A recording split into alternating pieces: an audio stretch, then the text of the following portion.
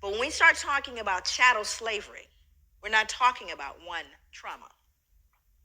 We're not talking about a specific event. We're talking about generations of trauma with no intervention.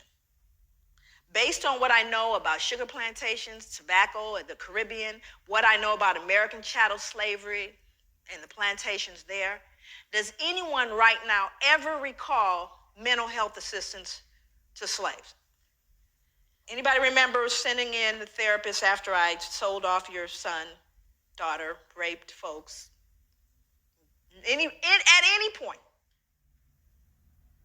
Never. Second question. After slavery was officially over, now you're free.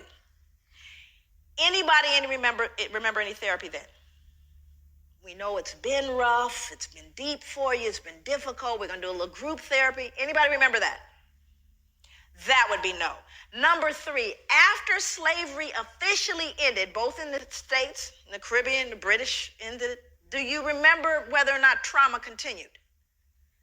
Did the trauma continue for people of African descent? I need to know. Okay, so now let's do the math. Hundreds of years of trauma, no treatment. Freed, more trauma, no treatment. What do you do the math? Do you think there may be residual impacts of that trauma? Of course there is. It didn't end, friends, and it hasn't ended yet.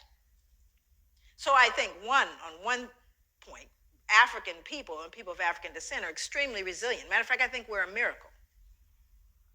Far be it for us to pathologize or to look and cast this idea of weak and sick people. Oh, on the contrary, we are profoundly resilient because we've done everything we've done thus far with no help, with not even the ability to have this discussion.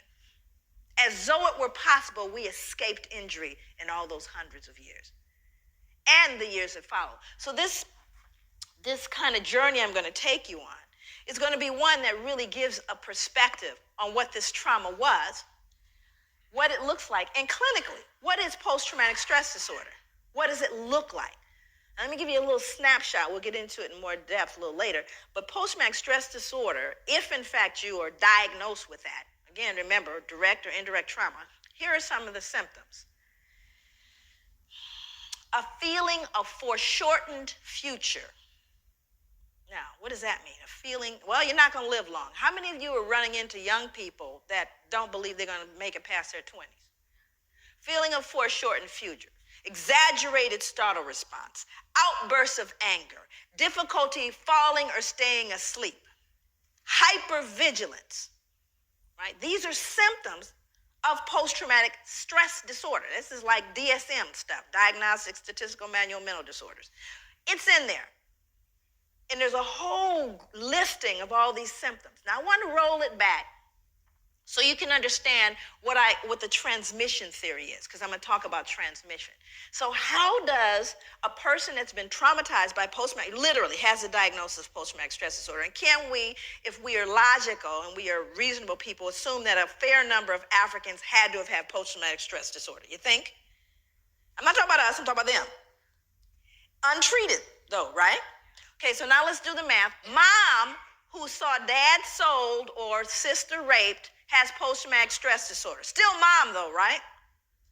Only mom now has outbursts of anger, feeling of foreshortened future, difficulty falling or staying asleep, hypervigilance. That would be mom.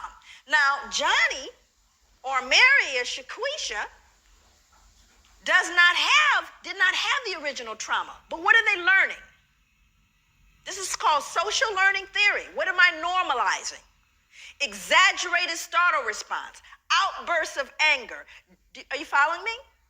So I didn't have to be traumatized. Now, the other thing is, do you think Johnny and Mary got traumatized too? Do you see? So what happens in your environment, you learn from the significant others in your environment. And if they're broken, guess what you're going to be? You're learning from broken people. And you're normalizing that behavior. And then it becomes, years later, 2008, that's their culture. That's just the way they are.